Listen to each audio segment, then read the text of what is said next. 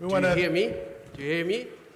Okay, good. It's good. Okay, good evening. I'm Byron Johns. I'm with the NAACP, Montgomery County Parents Council and Education Committee. And I am Diego Uriburu, the proud Executive Director of Identity, and together we make the Black and Brown Coalition for Educational Equity and Excellence.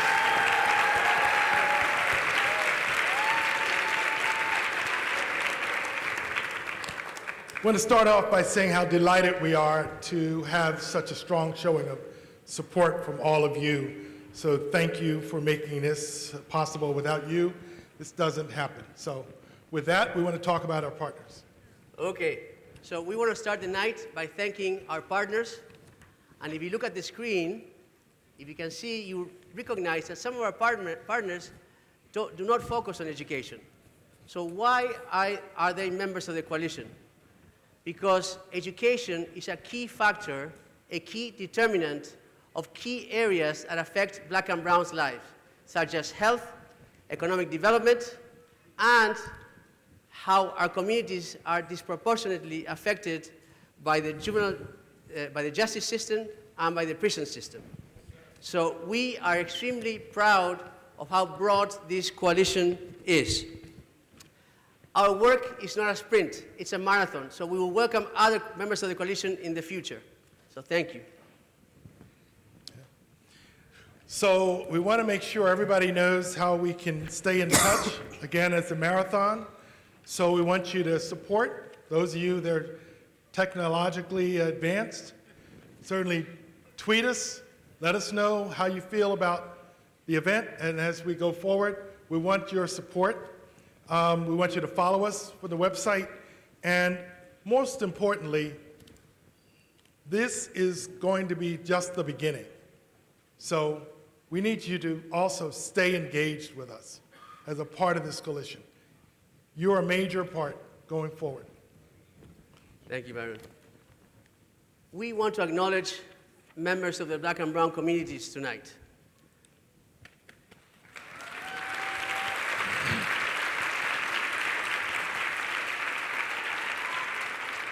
You are our guest of honor. There are very many important people here tonight, but you are our guest of honor.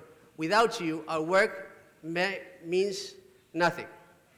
And we want to thank you for being here tonight. You work hard. Sometimes many of you work 2 jobs, but you chose to be here tonight. So thank you so very much.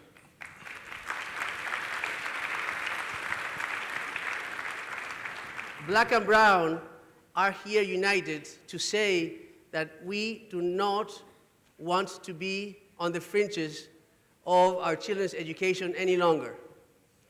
Together, we make up 54% of MCPS's student body.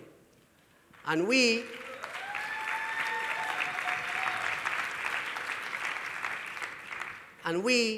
suffer the brunt of the achievement gap the most.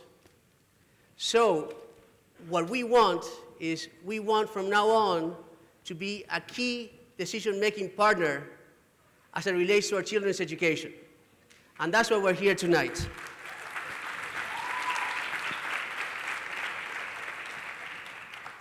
It is also extremely important for us tonight to acknowledge the work of social justice and civil rights warriors that created the path that made it possible for Byron and I to be here tonight.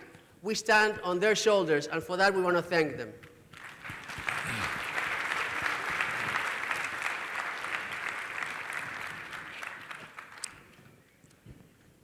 So one of the things that is fundamental following this theme is we also want to thank the people who are closest to our children in teaching them. So if we could just have the representatives from the MCEA, the Teachers Association, the MCAP, and the Service Employees Union, if they could just stand, and we want to just thank them for being here.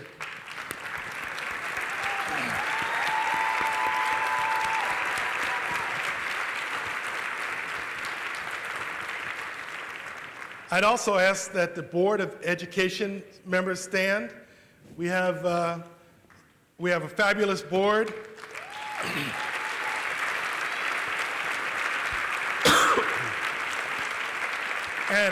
And I should note, if you would take a notice, this is the most diverse board in Montgomery County's history. So we should just make note of that.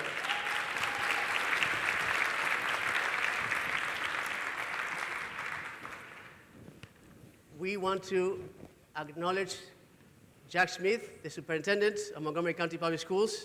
Jack, thank you so much for being here. And Principal Dimmick, who could not be here tonight, but we want to acknowledge because him and his staff, because of running a fabulous school. Okay? A lot of the work that the board and Jack have undertaken building the infrastructure around evidence of learning and equity accountability and the resource studies are really what the work that this coalition has embarked upon is built on. So with that, we thank him again for really embarking on a courageous effort to bring this and make this available and known to our community. I also want to thank we can go back. I just want to thank our Gaithersburg principal, Carrie Dimmick. Is Carrie here?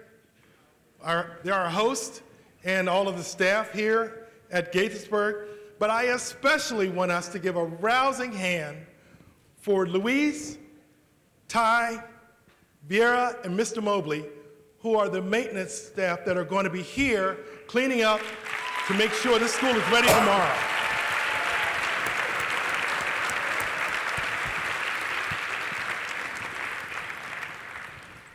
Though he just sat down, we want to acknowledge our county executive, Mark Elbridge.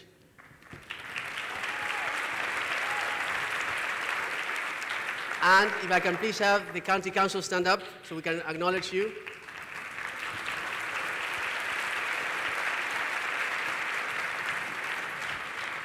We want to thank the county executive and the county council for bringing forward the Racial Equity and Justice Act.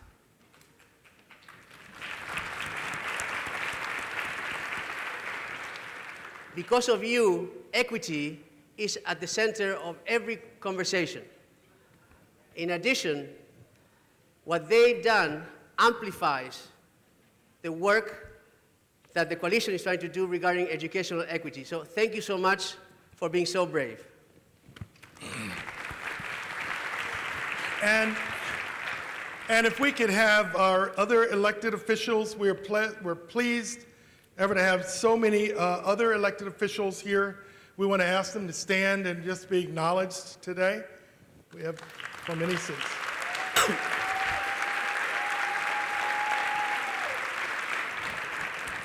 And then finally, I just want to offer a special thank you to the coalition planning team and the many volunteers that were here.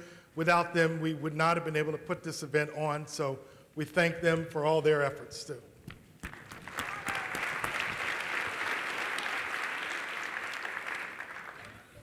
think Mike just broke? No. Is it working? Okay, thank you. Byron, you can hold it. So, I want to tell you how proud. Okay, this is. How proud. Okay. Turn it on. Okay, don't worry. So, we are extremely proud, the NAACP and Identity, to have founded the Black and Brown Coalition for Educational Equity and Excellence. We are also very proud that this coalition brought together communities that historically did not work together. But now we're unified towards ensuring that Black and Brown students achieve in our educational system.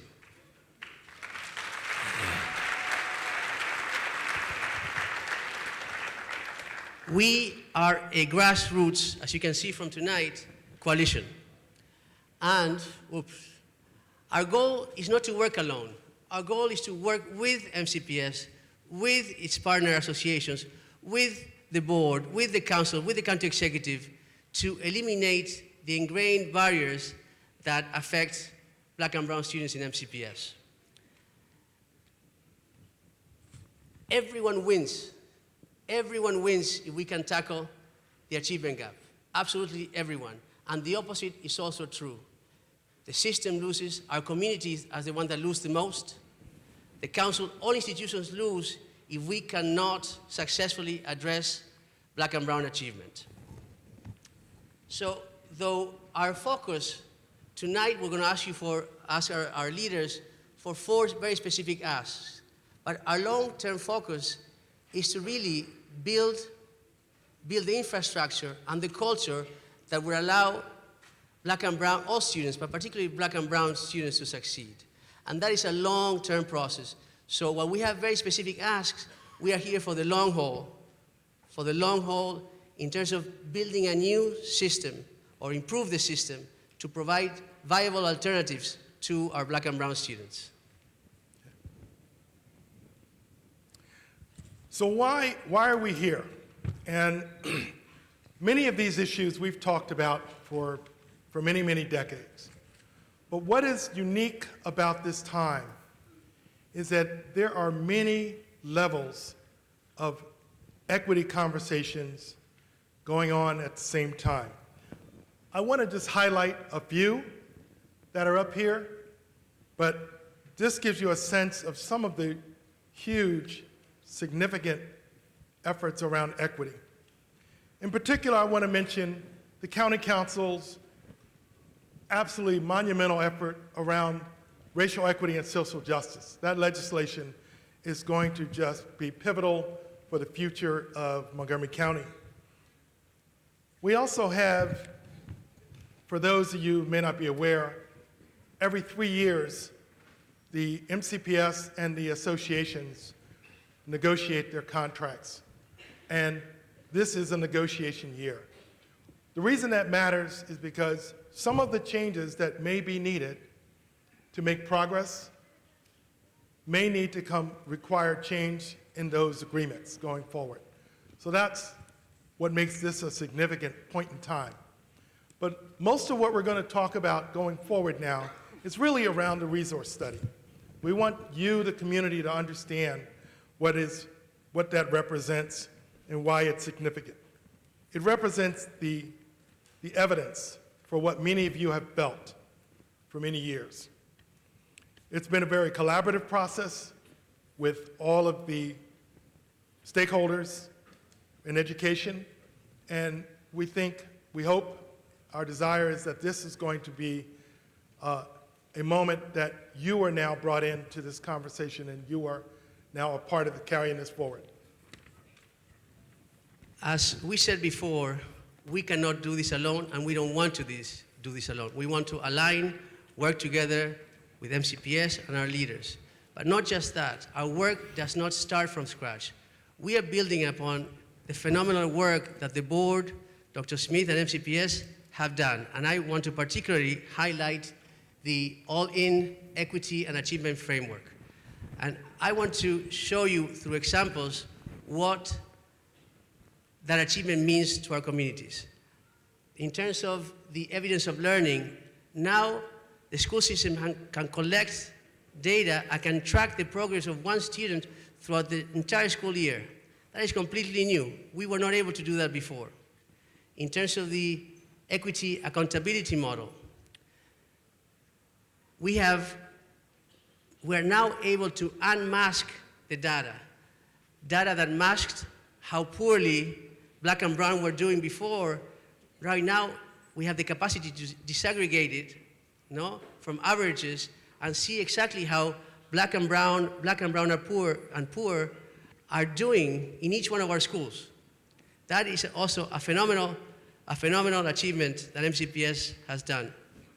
And last but not least, in terms of the equitable access to resources, MCPS can track how it uses its resources or not towards equity. We can see how MCPS uses its people, its time, and its money. So we really want to acknowledge the phenomenal work that the board and and Jack and his team have done, the school in a few years has become the most transparent we've ever seen before. So thank you very much for that.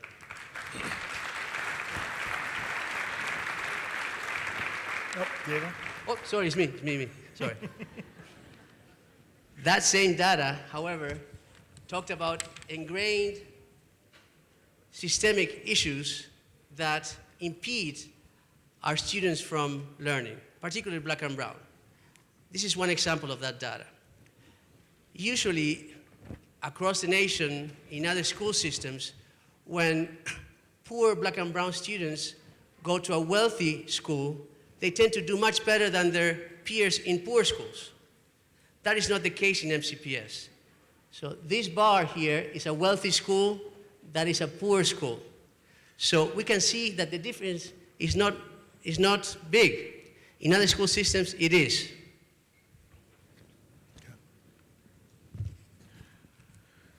So this is where we're going to start to pivot, but I want to give you a summary of what's to follow.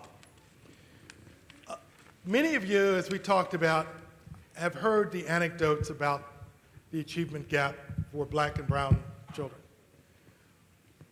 What this is now, and because it's been anecdotal and we haven't had the data, we tend to have a higher bar to validate our experiences to other people.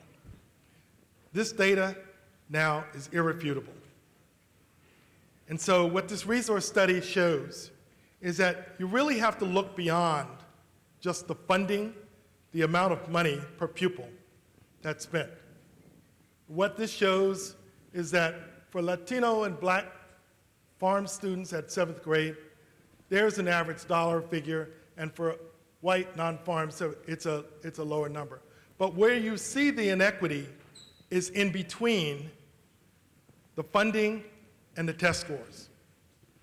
For instance, teacher quality shows that black and brown students from low income are twice as likely to have a novice teacher with less than 3 years of experience. Furthermore, when you go to rigorous content,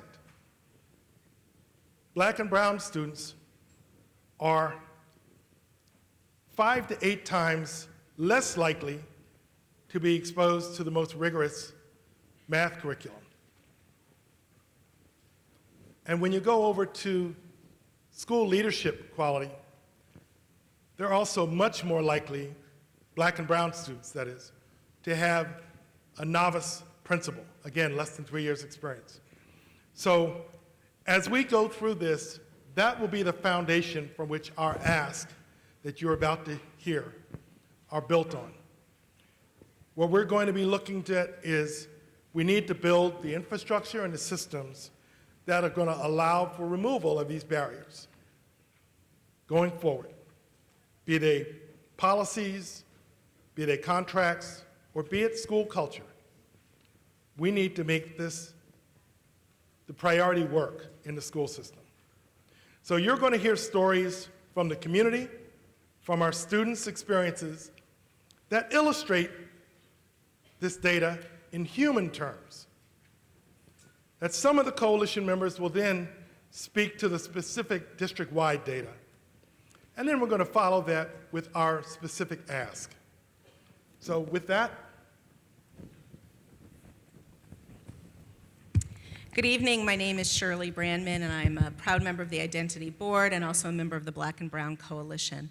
As Byron said, and as you can see in the program, we are asking you to hear voices from the community today. It's my pleasure for the first ask to invite Luz Chavez, one of our presenters, to share an experience, and she'll be followed by Ernestine Théophile Lafond, who will share with you some additional data in which we've grounded the coalition asks.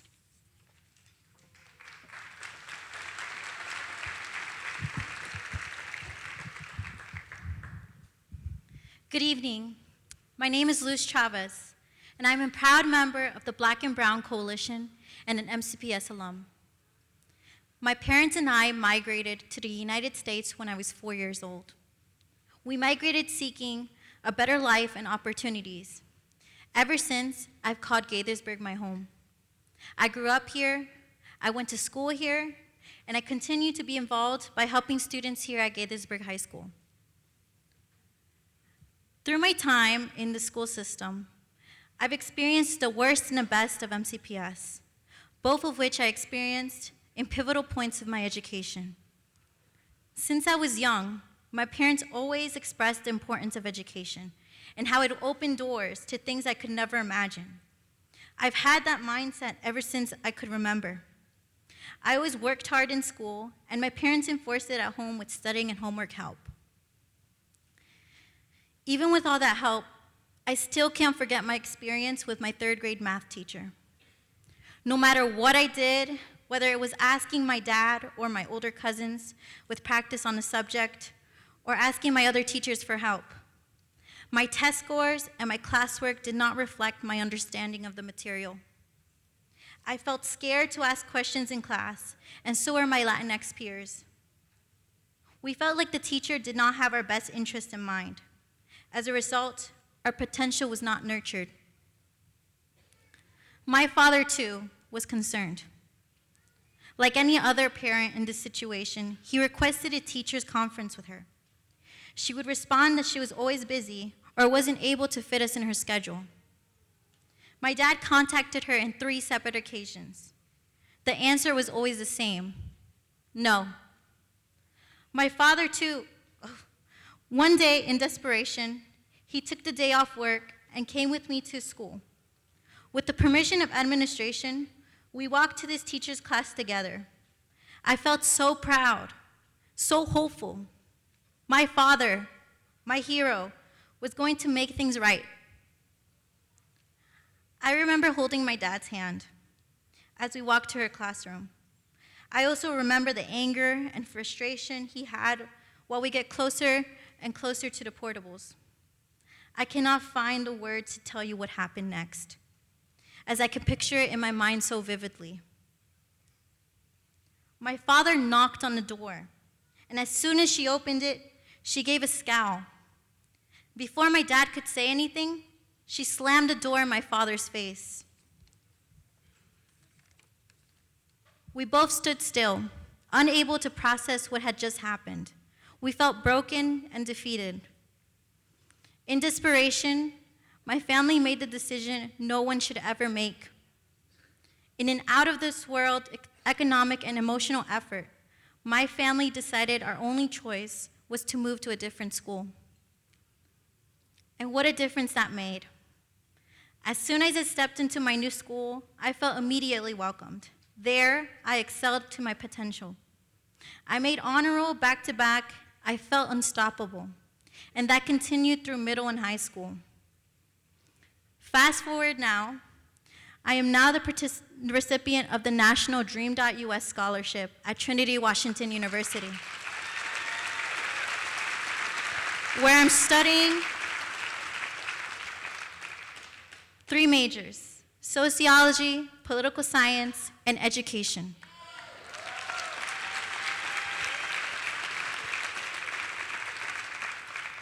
I also graduated debt-free from Montgomery College with the Undocumented Student Scholarship.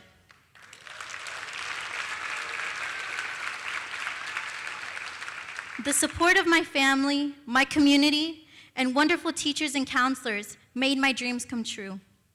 We can't allow Black and brown students' futures left to fate. Moving schools shouldn't have been the reason of where I am today. Black and brown students deserve to excel beyond the classroom. They need the support of strong teachers who look like them and who are properly supported to help us succeed. I leave you with this. How long? How long do Black and brown students have to wait to receive the same opportunities as their peers? Thank you.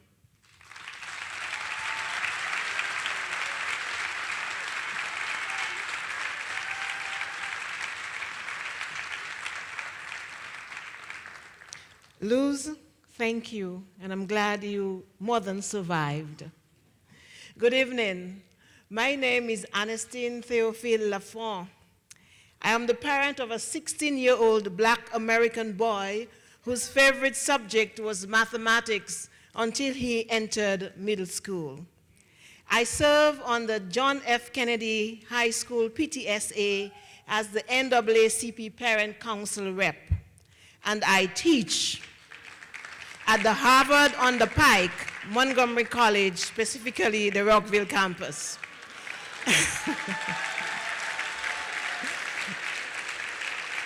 I support the vision of the Black and Brown Coalition.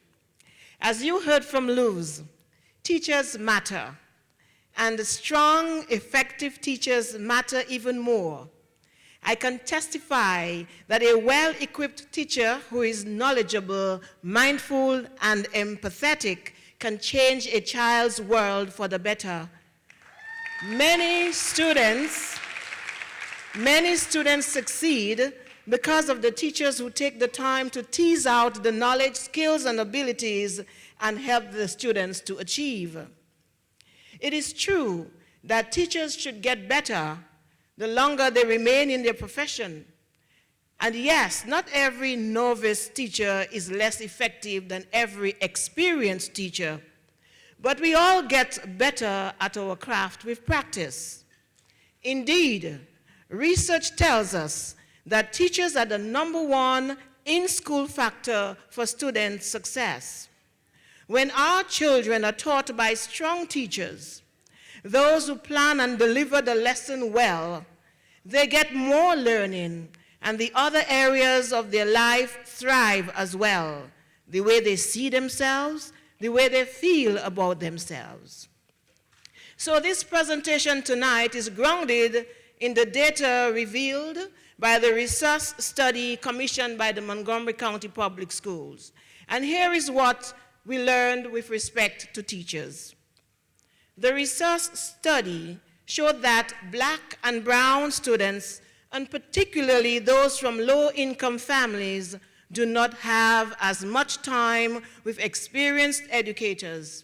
In fact, it showed these students are about 1.5 times more likely to have a novice teacher compared to their peers. And a novice teacher is one with less than 3 years teaching experience. So what is really happening is this. Our Black and brown students, who are often in need of more help, more specialized help, are taught by our newest teachers, and this pattern is similar across middle school and high school. In the next slide, you will see that 18% of the teachers in middle schools were in their first 3 years. But this number is higher in our focused middle schools, which have more students that come from low-income families. 23% of the teachers in our focused middle schools, which enroll more students of color and low-income students, are novice teachers, while only 11% of our teachers in non-focused schools are new.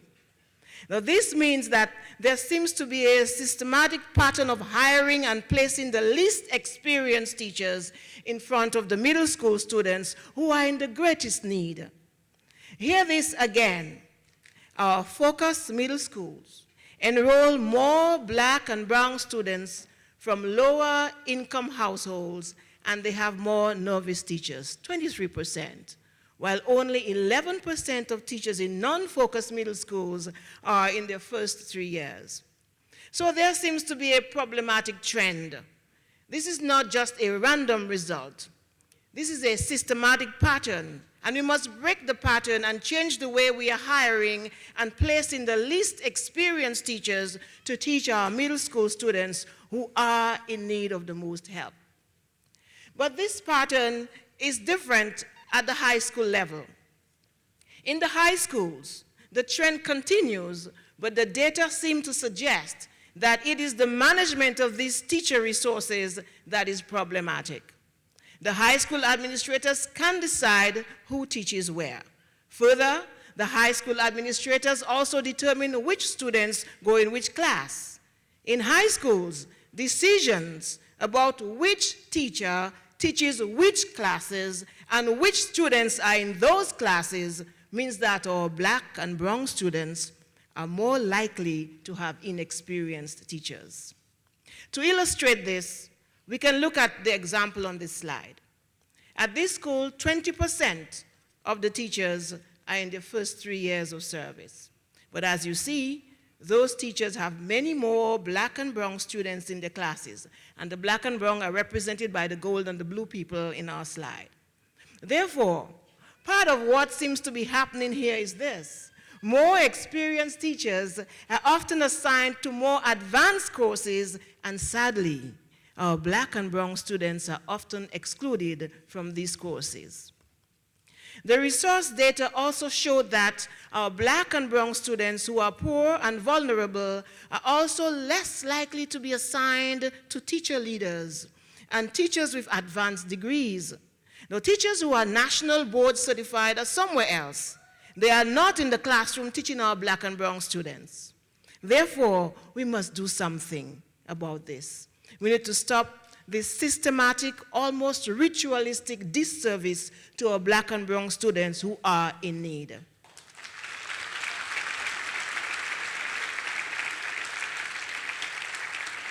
Our coalition believes that experiences like Luz's and the data demand that all students, particularly the black and brown students, must have access to effective teaching and diverse teachers, and these teachers must be supported to succeed. Our coalition believes that action is necessary to break these systematic patterns of inequities that greatly affect our black and brown students. We point to evidence-based solutions to achieve this goal. For example, to recruit, retain, and support the educators our students need, the school system must create incentives that will help our highest needs schools recruit and train strong teachers and move towards more equitable assignment of effective teachers both between and within the schools. And further, to work hard to get some teachers who also look like our black and brown children, because when a student and teacher can identify with each other, deep learning takes place. So let us ensure that our black and brown students have access to strong teachers who love our black and brown children. The Black and Brown Coalition is calling out the systemic patterns, both across the system and in the school patterns, that place our black and brown and poor students at a disadvantage. We call on the Montgomery County public school system to build the infrastructure that would not only allow for the removal of barriers, but to create a culture that values and elevates the work of serving the students who are most in need.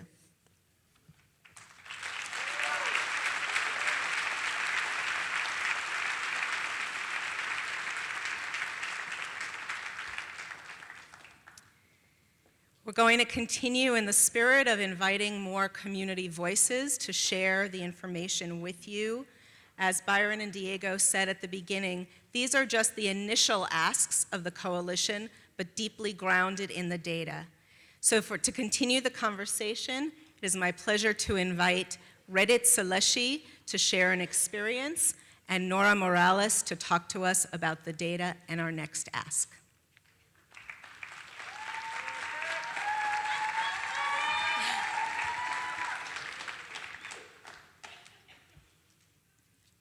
Averted eyes crowd the room. Tension so thick, you can almost feel it crawling on your skin. Crawling like the gazes of your classmates who agree. They agree. They agree, I kept repeating in my head. I walk in, Miss J, you won't believe what happened yesterday. I went to this boundary study and I had parents look me in the eye and say that their gate-kept schools had no room for people of color, students like me. Can you believe their privilege? She looks to me disappointed and says, privilege? Why would you use that word? You expect them to listen to you. You don't even know their story, yet you sit and assume that they are privileged because of their skin. Isn't that the same thing as assuming you are incapable because of yours? Don't be a hypocrite. How would you feel? I came in a classroom I thought was my safe space to speak to a teacher I thought understood. I thought she knew. Before I knew it, I was entangled in half-truths and incomplete arguments in front of my entire class, defending my right to speak out against what was said to me and my classmates in the cafeteria at Wood Middle School, about how our people brought trouble, how diversifying schools would only bring chaos. Snickers echoed from across the room as I scrambled to try to explain, no, it isn't the same. I, a black girl, will face hardship unbeknownst to my counterparts. Their struggle does not counteract mine, and their struggle does not justify what was said to me. 2 periods later, as I mentally ran through the list of trusted adults, administrators I could speak to about what had happened and how I was feeling. Small. I remember feeling small. Not one administrator looked like me. How could they possibly understand a struggle that they have only ever had to observe from a safe distance? See, the skin that I wear is not at a safe distance.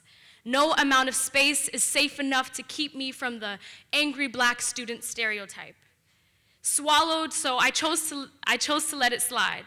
I swallowed the discomfort of walking into my 3rd period classroom every day, biting my tongue. When Ikra Muhammad told me this story, it resonated deeply with me.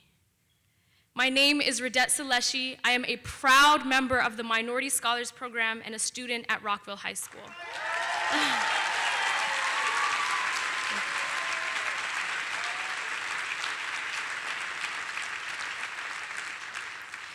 At Rockville, we have only 2 administrators of color. In my middle school, I had only 1, and even, in fact, the number of teachers have been paltry. The fact that students of color perform much better academically and socially when they are exposed to diversity in the classroom is not new information. The same principle extends to our administrators. Oftentimes, when students face microaggressions, it becomes increasingly difficult to not only speak about what is going on, but even identify. Ikra and I and many of our peers would love to be able to know that we have administrators who are willing to create safe spaces where we can explore the context in which we live, who will take firm stances against microaggressions and reaffirm that our schools are welcoming of every student. We need administrators who will take their experiences and use them as catalysts to open up these tough conversations. By hiring experienced and effective leaders in our schools, we are deliberately breaking cycles of obligatory silence. We are saying to our students, we see you. No, it's not in your head. Your voice matters. And I believe that this is a message our county can stand by. Thank you.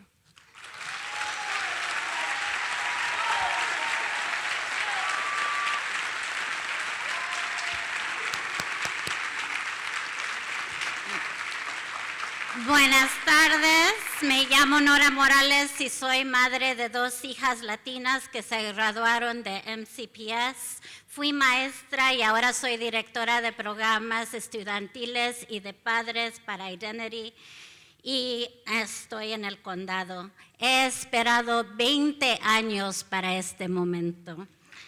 Hello, I am Nora Morales, a mother of 2 Latina MCPS graduates, a former teacher, and now director of student and parent programs with Identity. And I have waited 20 years for this moment. Thank you, Radet, for such a compelling testimony.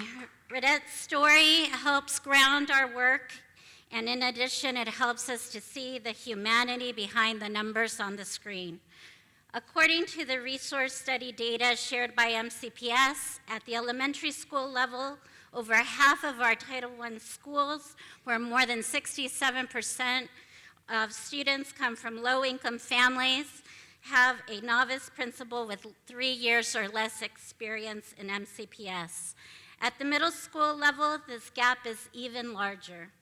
Over 60% of the principals in our highly impacted middle schools are within their first 3 years in MCPS. Research tells us that having an experienced principal who is also a strong instructional leader increases teacher effectiveness, promotes collaboration between teachers, and can raise student achievement by between 2 and 7 months per year. School leaders have also been shown to have a profound impact on school culture. Teachers have higher satisfaction and retention rates in schools that have a positive working environment, regardless of a school's demographic characteristics. If you have had children in MCPS, you know how important an effective and experienced principal is to your child's success. This leader sets the tone for school culture, can create a welcoming environment for all, sets high expectations for students and staff, parents and stakeholders, helps find resources for students, resolve transportation issues, connects to community partners, collaborates with parents to support student success, helps address concerns, and can be a powerful tool in connecting with students who are struggling. Redette's story and the data demand that all students, particularly Black and Brown students, must attend schools led by effective and diverse leaders committed to providing equitable access to opportunities and resources, and these school leaders must be supported to succeed.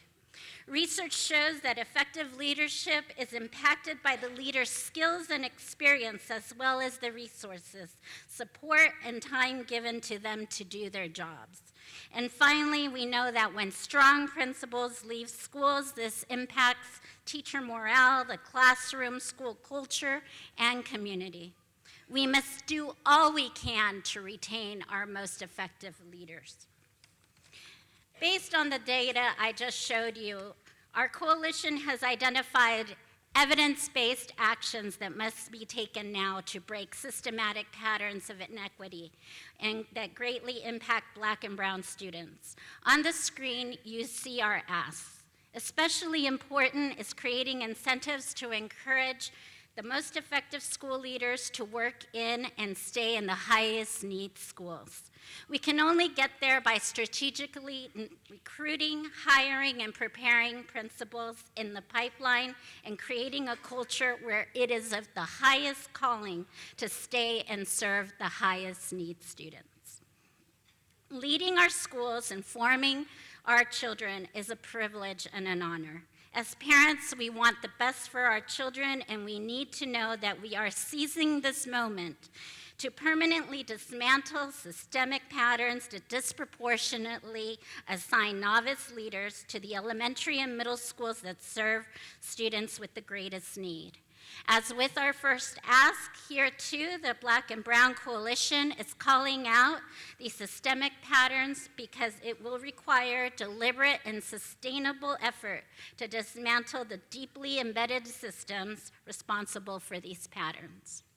We again call on MCPS to build the infrastructure that would allow for removal of barriers, but also create a culture that values and elevates the work of serving the students who are most in need as the highest professional calling. Thank you.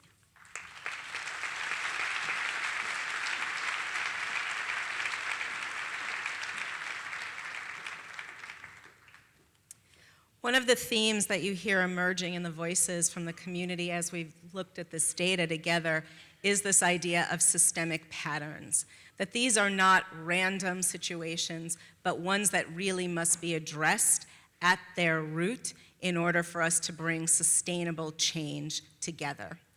It is my pleasure, therefore, to introduce for our third ask, Giancarlo Vera, who will share an experience with us, and Christopher Barkley, who will then talk to us about the data and the Coalition's third ask.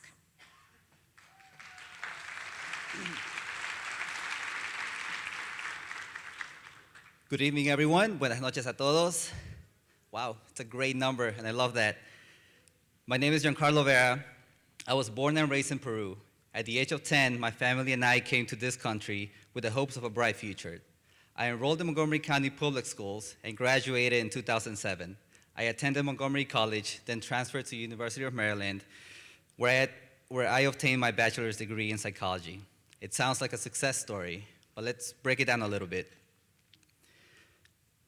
Throughout middle school and high school, I wanted to be a medical doctor. Although my parents tried their best to support me, they felt lost navigating the school system, so it was mainly up to me. My grades were almost perfect. I made it to the honor roll on multiple occasions every single year. I was accepted into a pre-medical program for my high school senior year.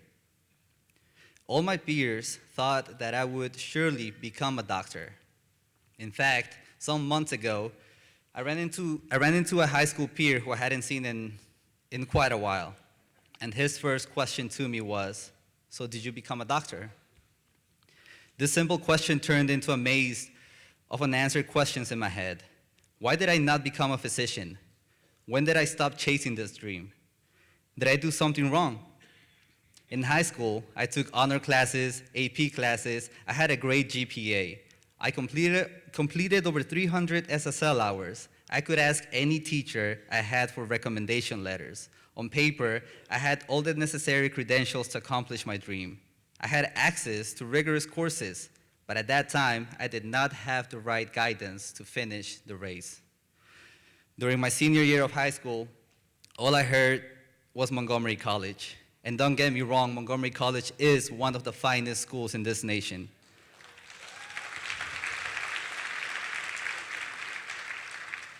But why was I not pushed to explore more options?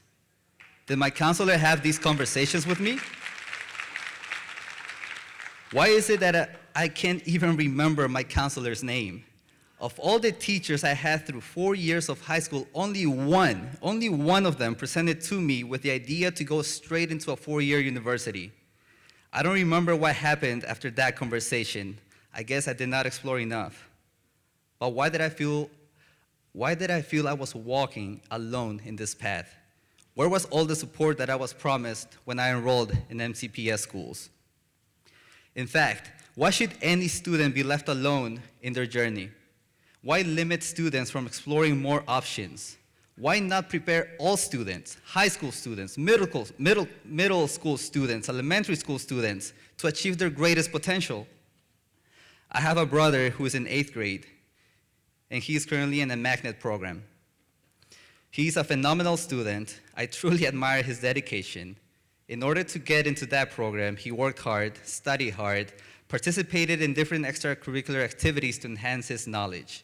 But ultimately, in order to get him there, my family and I had to push the system and encourage my brother in order for him to have access to advanced classes in the elementary gifted and talented program, and then into his current middle school magnet program. The application to these programs can be extremely complicated to members of our community, and it can be nearly impossible for those who do not know how to navigate the school system. I am using my experience and knowledge to guide my brother to reach his dreams, and I will keep mentoring him into the best of my abilities until my last breath. But what about all those other students who have so much talent but do not have an experienced adult or don't have the support from the school? I know many of my brother's peers. His friends are very bright as well. They are very talented, but they are not enrolled in these advanced classes. It is an outrage that in a county where there are high numbers of Black and brown students, 54% of them, but only a minor percentage out of all of them are in these rigorous classes. Why are we leaving their futures and the future of our community to chance? Let's eliminate the barriers for Black and brown students to take advanced classes. These youth are the workforce of tomorrow. Let's support them. Let's invest in them. You will not regret it. These students will be thankful. I know I would have been. Thank you.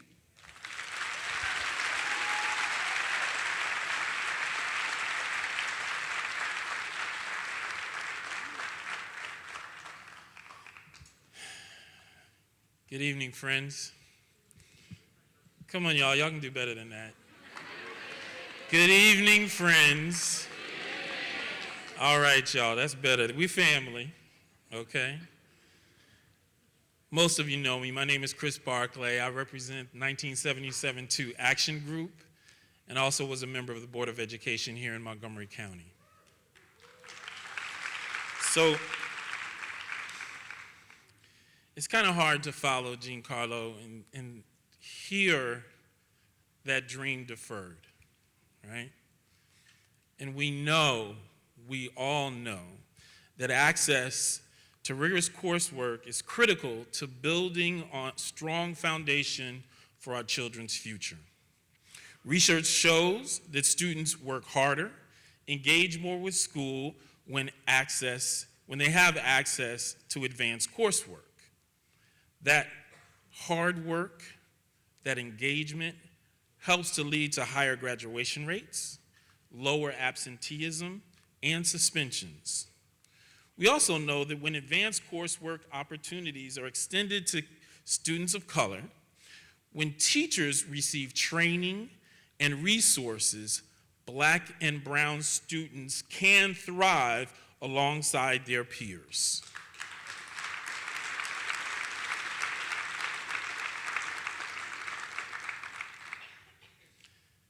Now, we've heard from previous coalition speakers.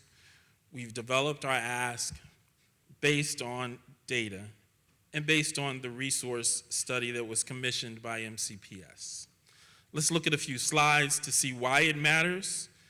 And unfortunately, let's look at how MCPS has systemically stunted the growth of our children. Given we don't have a lot of time, we're going to look specifically at math because it's perfectly telling as an example. While we say there's no tracking in MCPS, the math pathways tell an interesting story.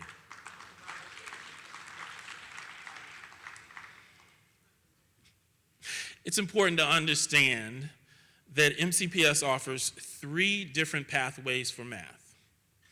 As you can see here, in kindergarten through 3rd grade, generally, students are getting the same content. Students in kindergarten and 3rd grade are learning pretty much the same material. But when we get to 4th grade, a significant split can happen that can be life-changing. Some students are placed into path 1. Others are placed into path 2, which is less rigorous or advanced. This means that decisions are made about our 8-year-old children that can impact their math experience all the way through to 12th grade. I think I need to say that again. Decisions are made for our 8-year-old children that can have an impact on them all the way through 12th grade. Let's look at the next slide. Here's a stark example. Let's look at which students are taking algebra in the 7th grade.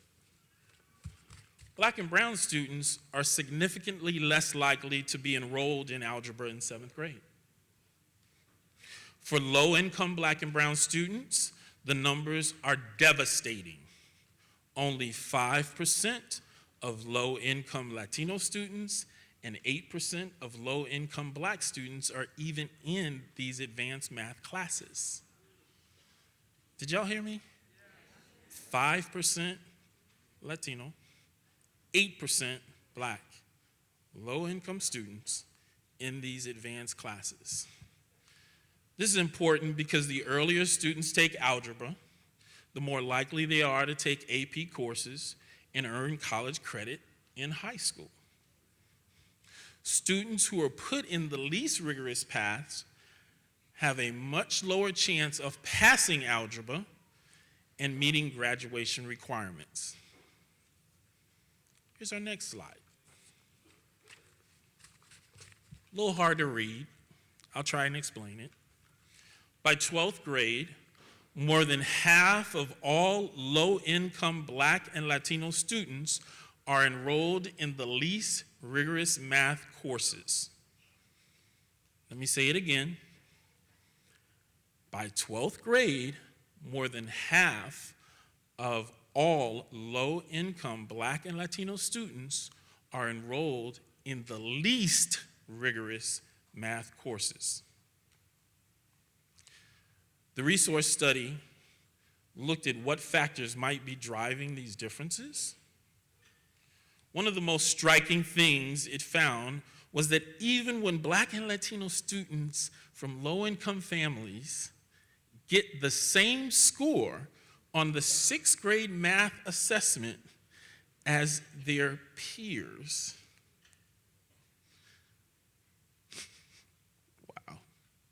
they still are not enrolled in 7th grade algebra at the same rate. So only 71% of Latino students from low-income families who get the highest scores on the 6th grade math assessment go to Algebra 1 in the 7th grade. And for Black students, well, actually, let me not do Black students, I'm sorry. That's compared to 92% of their higher income non-Black and Latino peers. Are y'all understanding this? I'm feeling a little bit like I'm in church where the Reverend says, y'all didn't hear me.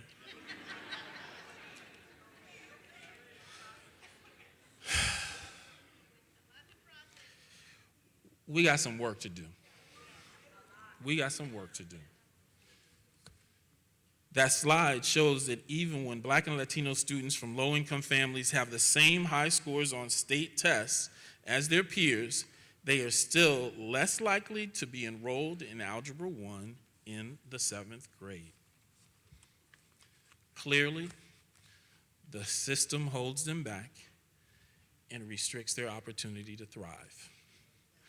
That level of neglect must and can be addressed. The data demands that all students, particularly Black and brown students, must be engaged in and supported to master rigorous coursework to ensure success in college and careers.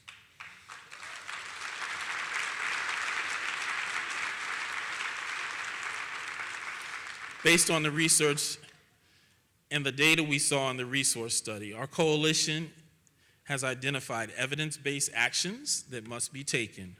We believe that these actions are necessary to break systemic patterns of inequities that greatly impact Black and brown students. Ensure that all students, particularly Black and brown students, receive a solid foundation, including early literacy and academic supports to sustain on or above grade level performance through graduation, and automatically enroll all students that meet transparent, objective criteria in advanced courses. MCPS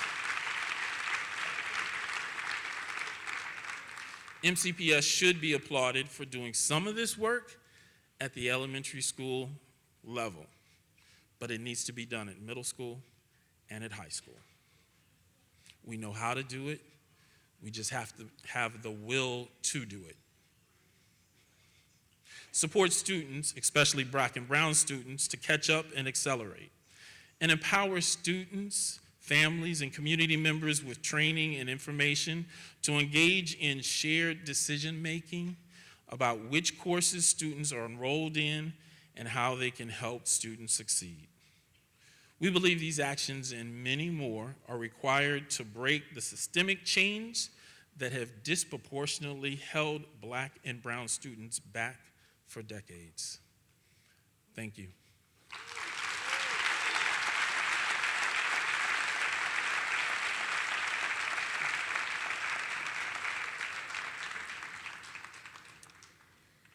We're inviting coalition partner representatives to present to you our fourth and final ask for tonight that gets us to how we move forward together. It is my pleasure to introduce Ruby Rubens, who for many of you will need no introduction because she's been such a longtime advocate and a member of our coalition, Maritza Solano, to present the fourth ask.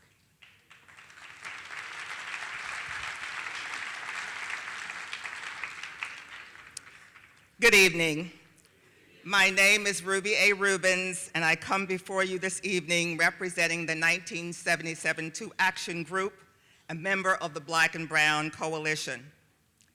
Our group had its origins in the 1977-78 school year, when we developed 32 Black Relations action steps, which were presented to the board and superintendent in all those years ago. I would like to share with you a brief quote from the MCPS superintendent in 1977. And I quote, "The Board of Education and the staff of MCPS fully endorsed the 32 Black Relations action steps. The action steps provide specific ways to improve and maintain an atmosphere in which Black students can be respected, achieve academic success, and benefit from all aspects of educational services. I call upon the entire Montgomery County Public Schools community to work toward these goals stated in these 32 action steps in a spirit of renewed confidence so that we can create an educational system which best serves all students," end quote. Although many of our current members have been education activists for the last 42 years, we officially reconvened the group after the release of the 2008 report on student suspensions, which continued to show alarmingly disproportionate suspension for African American students. And you wonder why I share this history with you. I share this with you so that you can understand that many of the 1977 promises are still unfulfilled, and that this moment is long overdue, and to underline the urgency of our work together as a coalition.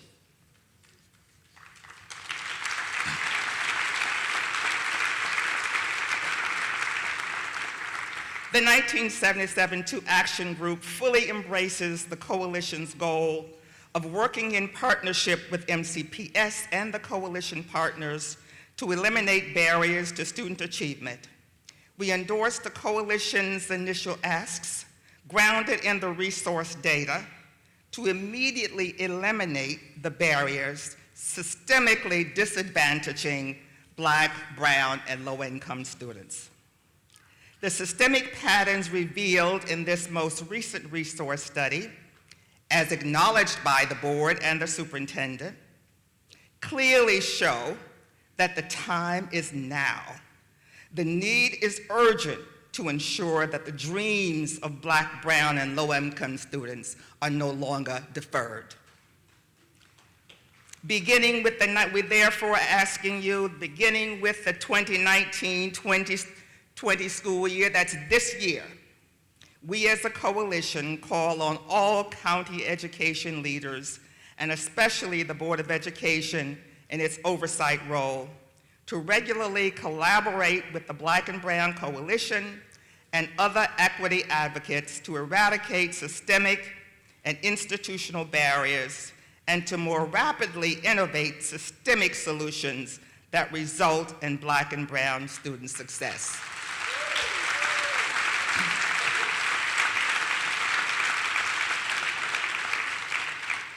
I would now like to invite Mariska Solano to the stage, and she will share with you her experience in MCPS, and she'll provide specific action steps that we are asking you to adopt. Thank you.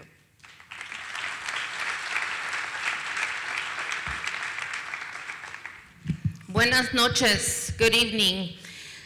My name is Maritza Solano, and I'm the Director of Education at CASA, which is a proud member of the Black and Brown Coalition. I'm also a proud Blair Blazer, class of 1999, and a longtime resident of the county. While it is an honor to stand next to Ms. Ruby Rubens as she has continued the longtime fight for equity in education in Montgomery County, I am saddened to know that some of the same experiences she has been seeking to reverse happened to me 20 years ago and continue to persist today. My high school counselor advised me not to apply to the 3 colleges I presented to her, calling them too out of my reach.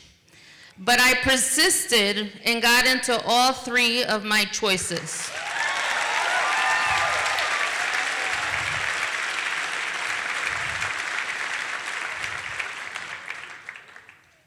My top choice was, of course, the University of Maryland College Park, so I'm a proud Terp, but also immensely committed to the community that raised me and have continued to do work in this county and in this region. If it were not for the encouragement of my beloved Mrs. Castro, she was my first and only Latina teacher in all of my time in MCPS, and Mrs. Campbell and Ms. Brown, both African-American teachers that believed in all their students, I would not have persisted. So on behalf of the coalition, we ask you all to commit to our 4th ask.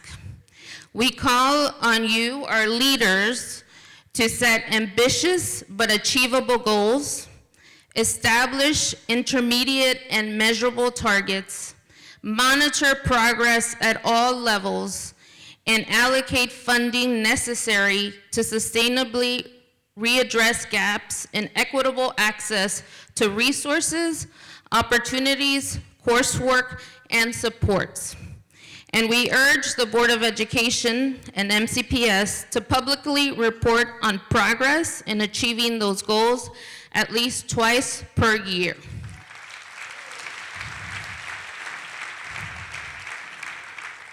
Our students cannot wait another 20 years for things to change. So let's commit to changing those things today for our students who are currently in the system, but also for the students that are sure to show up in our system for years to come.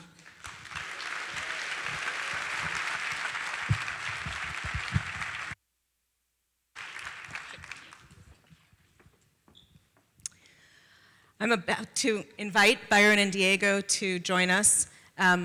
They're going to talk to you about opportunities for you all to stay engaged and join the coalition. But we've had much shared with you tonight without as much opportunity for you to share with us. So I'm encouraging you to look at the comment cards in your program as a way for you to begin to give us some of your feedback, and you'll hear more about opportunities to join us in the future. Thank you very much, Shirley. I am in awe with the people that testified, that shared their stories, and who shared the data in such compelling ways. So thank you so very much, partners.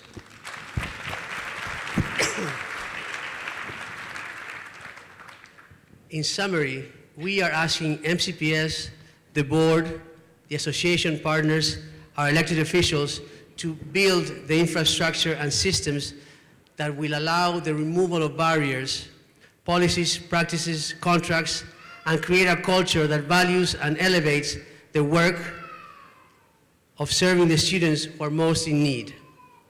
Behind each of the statistics that we heard today, there are black and brown faces. They're not just numbers, those are lives. They're lives, and lives of black and brown students have been affected from decades and decades ago, and the inequities continue to persist. So what is different? What gives? We believe that the difference is the engagement of black and brown communities. So we have an ask for each one of you, but we will start with the black and brown community. Do we commit to supporting our leaders from the Board of Education, the superintendent, the county executive, the county council, and others, to advocate for black and brown students, but also to hold them accountable? If yes, please stand up. Please stand up, all of you, please stand up. And I would like to have our leaders look at the sea of people behind you.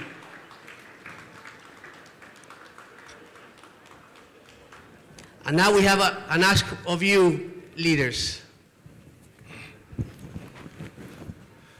And now to our leaders in this county and in education, we have an ask.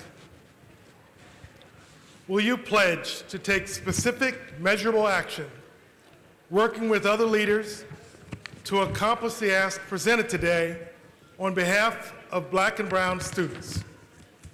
I'd ask the Board of Education and the superintendent, if yes, if you would stand.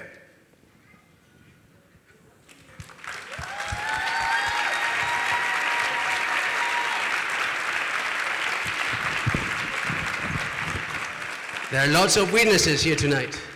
I'd like to also reach to the county council and the county exec that are here with us. Will you also pledge to take and support the actions that are asked today for black and brown students? If so, would you stand up?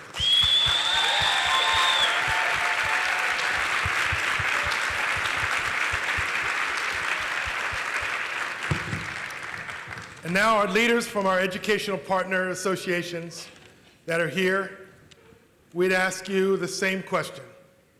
Will you stand and support taking specific measurable action to support the asks that have been presented today?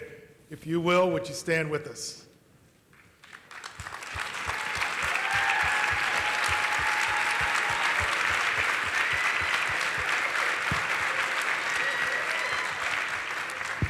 And lastly, I'd ask the same question to our other elected officials that are here in the office, here in this forum with us. Will you also stand and show that you support our ask today?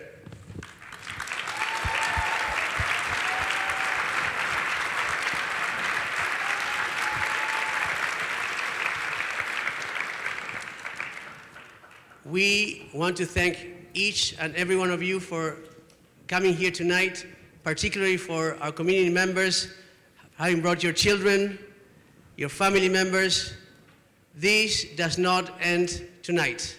Tonight is just the beginning. So thank you so very much. Muchísimas gracias and buenas noches.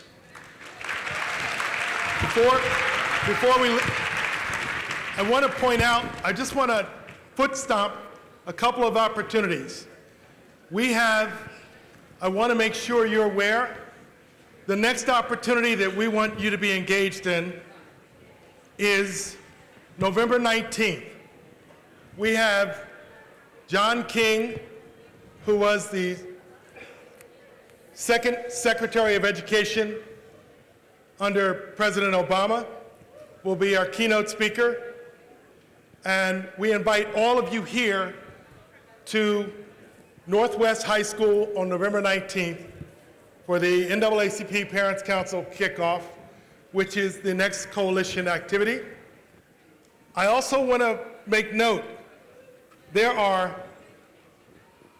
very important opportunities here. October 21st, the County Executives Budget Forum. October 28th and 30th, County Council will be doing the budget forums. But October 29th also is the hearing, and I want to thank Council President Nancy Navarro for the work, and all the council members for their work on the legislation on racial equity and social justice. The hearings are that date.